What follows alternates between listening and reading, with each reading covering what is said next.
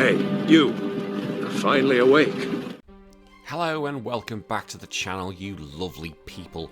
It's time for another bottom of the barrel series because, well, everyone seems to be liking this, so I may as well keep continuing with it. So let's go on to the PlayStation Vita. The PlayStation Vita was Sony's bold attempt to bring console quality gaming to the handheld market. With a gorgeous OLED screen and impressive specs, it had so much potential. But not every game landed on the system lived up to that promise. And in this video we're going to be diving into 7 of the worst games ever released for the PlayStation Vita.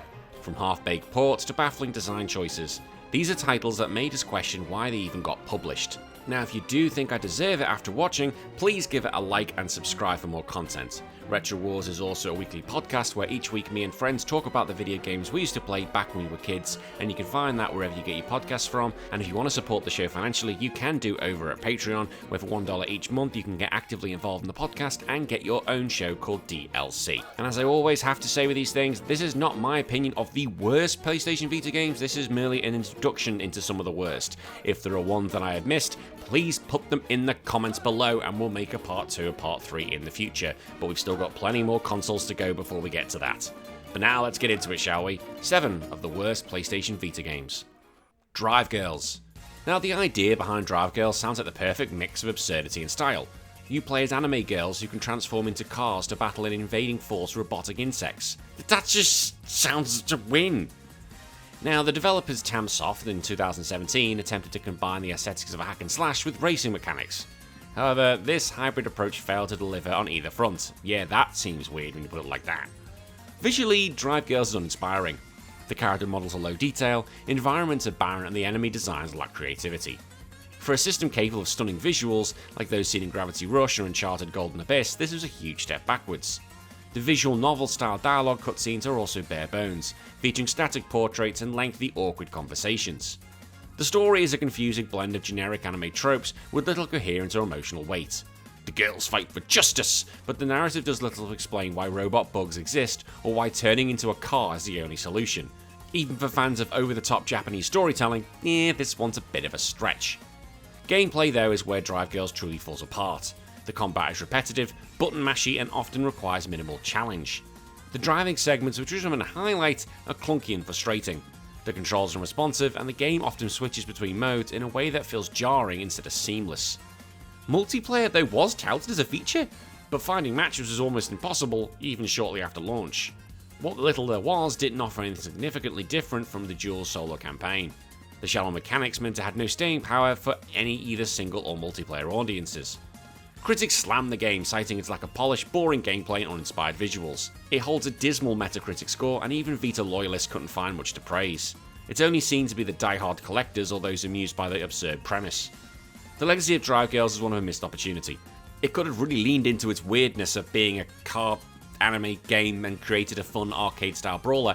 Instead, it's often remembered as one of those lowest points in the Vita's library. And as been seen many times, niche Japanese titles can find cult audiences, but Drive Girls remains largely forgotten for good reason. In hindsight, it's one of those games of style over substance gone horribly wrong. It seems like it's really there for a joke, but sadly it was actually meant to be a serious game. The Muppets Movie Adventure. Okay, I know this is a kid's game, but I don't care, it's on the list, shut up. Whenever you hear the Muppets are getting a video game, you expect charm, humour and fun. Because let's be honest, The Muppets Christmas Carol is one of the greatest films ever made. I said it, I watch it every year, it's cool, shut up. What we got there with the Muppets Movie Adventure in 2014 was an uninspired platformer that somehow manages to be both boring and baffling. Developed by Virtual Toys, this Vita exclusive is clearly aimed at kids, but even the children deserve better. See, I defend the kids, I think of the kids. Not in that way, shut up, shut up. Visually, the game fails to impress. The character models do resemble their puppet counterparts, but only in the most basic ways, with the animations being stiff and lifeless. The environments are drab and repetitive, lacking that vibrancy you'd expect from anything associated with the Muppets. It just looks like a budget mobile game, not for a title premium handheld. The story is framed around the idea that Muppets are starring in different movie parodies. This could have been a great excuse for varied levels and creative scenarios like, I don't know, Kermit doing The Matrix. That would have been hilarious. But instead it's underdeveloped. Each level loosely references a movie genre, but the plots are shallow and the humour barely registers.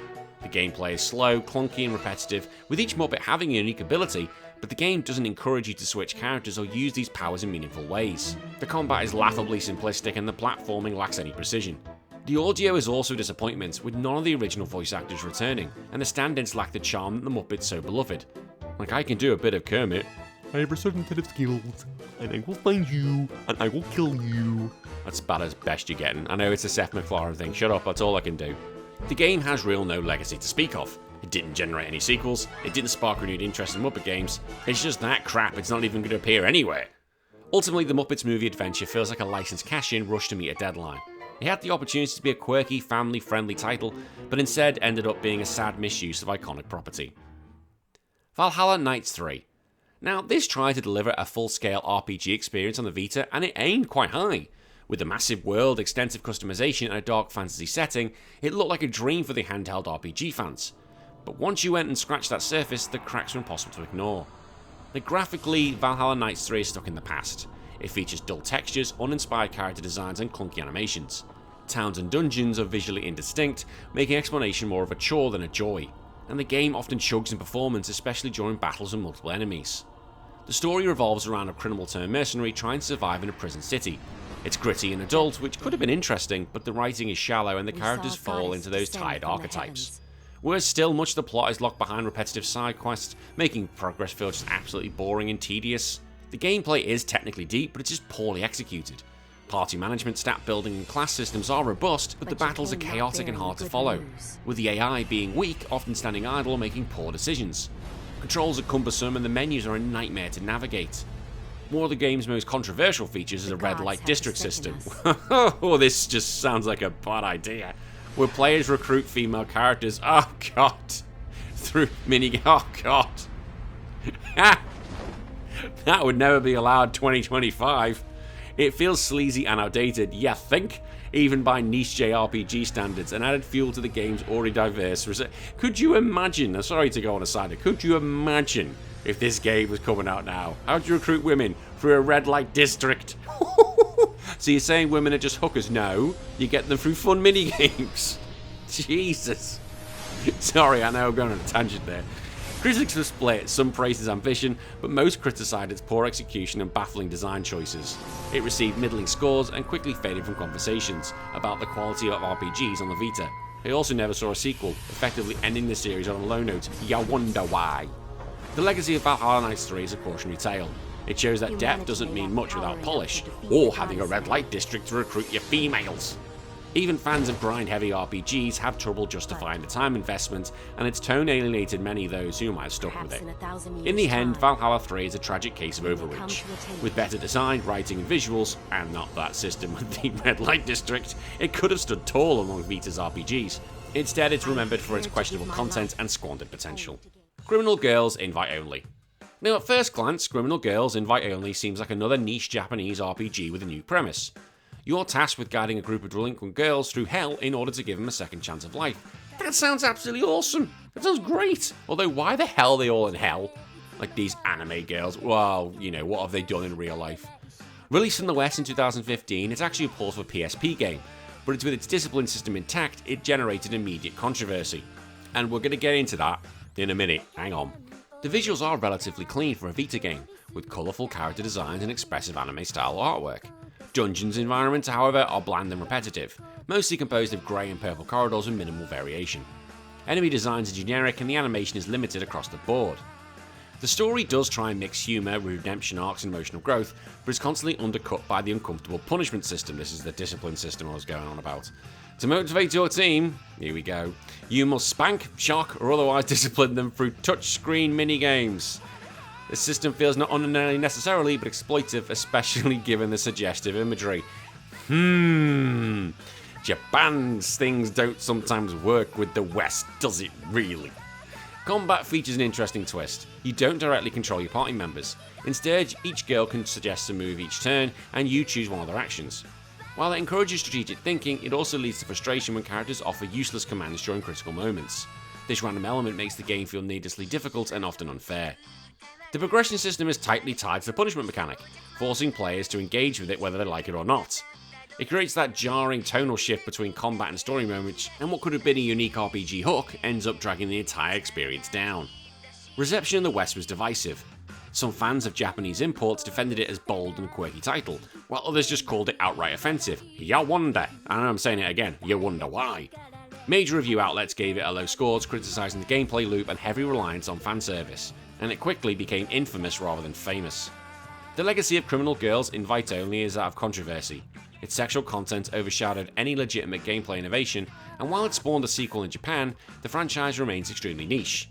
I don't think I'm going to be rushing out to get it. Has anyone actually got this, and if you've played it? Because I've got some questions for you. In mainstream circles, it's remembered more for its awkward mechanics and that reasons than anything else. Ultimately, Criminal Girls could have been a quirky underdog RPG, but by anchoring progression to a creepy gimmick, it kind of alienated players who might have otherwise appreciated its strategy elements.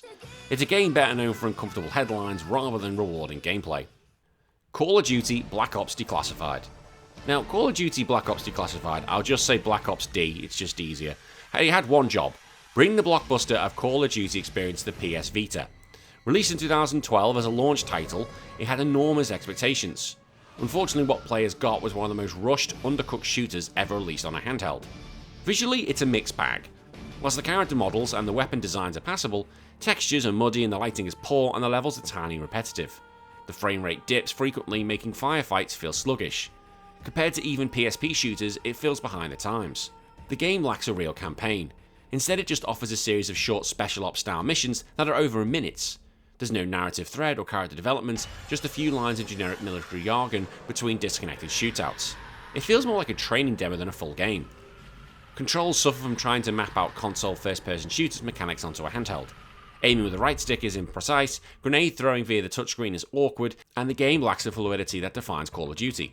The AI enemies here are also either brain dead or psychic, ruining any sort of balance.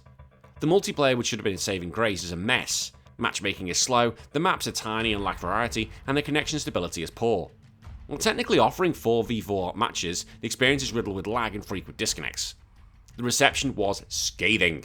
Critics panned the game for its brevity, shallow content, and broken multiplayer. It currently holds one of the worst Metacritic scores of any Vita games. Fans just felt betrayed, especially since it was marketed as a flagship shooter for the handheld. Its legacy is even worse. Black Ops D is frequently cited as one of the worst entries in the Call of Duty franchise. It damaged the Vita's reputation as a viable home for AAA games and made future support from Western publishers less likely, and that was one of the main problems that happened with the PS Vita. In hindsight, Declassified represents a major missed opportunity. With more time and care, it could have introduced millions to a high-quality FPS on a portable device. Instead, it stands another cautionary tale about rushing a big-name franchise onto under-supported hardware. Ridge Racer. When Ridge Racer was announced for the PlayStation Vita, fans were curiously optimistic. The series had a strong legacy as a launch title. Remember the iconic Ridge Racer shout at the PS1 reveal? Sorry, that was just me giving that a go, but that was so cool. But the Vita version is remembered not for the thrills, but for how little content it's shipped with. Graphically, the game is competent. The cars are sleek and detailed and the frame rate is smooth. Look, it looks pretty good. This gameplay looks great. However, every track feels like a reskin of the last, and there's no sense of speed or spectacle the series is known for. The game only launched with 3 tracks and 5 cars. That's not a typo. 3 tracks! Most of the game's content was locked behind paid DLC, which was an immediate red flag. It felt like players were buying a demo at full price, and this angered long-time fans who expected a full arcade racer, as you'd think. There's no career mode, no progression system, and minimal single-player content. 3 tracks. Critics absolutely slammed the game, and it's ridiculous, with reviews pointing out the insulting lack of features and shameless reliance on DLC.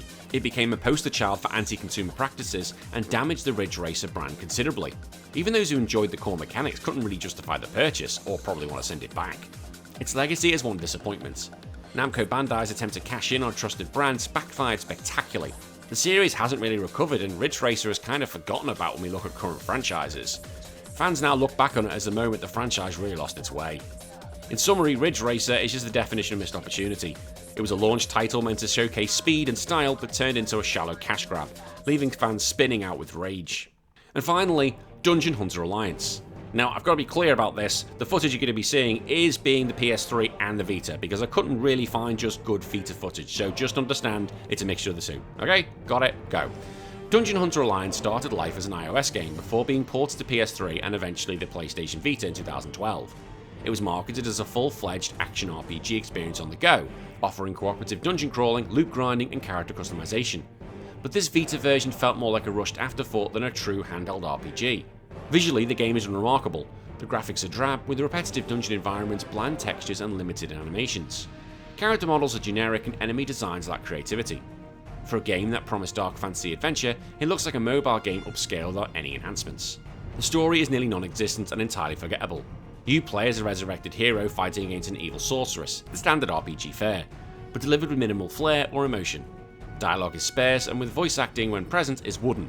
It's clear the narrative was never a major focus here. Gameplay revolves around hack and slash combat and loot collection, but it quickly becomes a slog. Combat lacks that impact and the abilities feel underpowered, and the enemy encounters are frequent but mindless. The loot system should be addictive, but yet most upgrades feel negligible, and inventory management is a chore. The touch controls add more frustration than value. Menus are poorly optimized with Vita's interface, and tapping the screen to cast spells or use potions often results in misinputs. Local and online co-op could have added value, but the connectivity issues and unbalanced scaling made it a hollow feature. The reception was largely negative. While some praised it for offering co-op on a handheld, most critics and players found it dull, repetitive and not worth the price.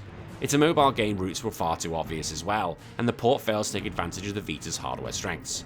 Its legacy is minimal, with Dungeon Hunter Alliance is rarely mentioned among Vita's RPGs, largely because it lacks any standout features. The Dungeon Hunter franchise continued on mobile, but this Vita version is considered a low point and often ignored by fans and critics. Ultimately, Dungeon Hunter Alliance is a forgettable experience. It tried to bring mobile formula to a premium gaming handheld, and the results were underwhelming at best. It serves as a reminder that not every mobile port belongs on a dedicated gaming hardware, especially not without serious upgrades. And there you have it, 7 of the worst ever games released on the PlayStation Vita. Now, have I got them all right? Do you think there's ones I shouldn't have put on there? Do you think there's ones that should be on there? Please let me know in the comments below. And as I said at the beginning, if you believed I've deserved it, please leave a like and subscribe for more content. I'll see you again in 3 days' time for more videos. Until then, take care of yourself. Bye bye.